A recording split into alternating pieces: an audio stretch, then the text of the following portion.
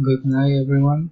My name is Bernstein Garcia Millán, and today I'm going to make my presentation about my life in the future. So, first question: what are you going to do at the end of your career? Answer: at the end of my career, I am going to search a work and make my own app projects to share them to the world later.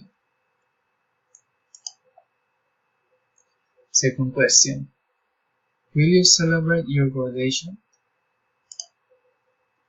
Yes, I'm going to celebrate my graduation, making a party with my friends. Third question: where are you going to live in the future? I'm going to live in Japan in the future because I love all of that country. I consider Japan is one of the best places to live in the world actually, and it's a beautiful and wonderful place.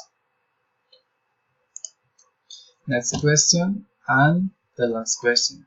The last question is: are you going to travel soon?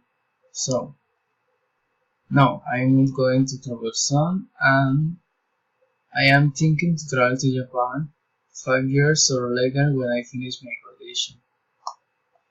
So, thank you for thank you all. Bye.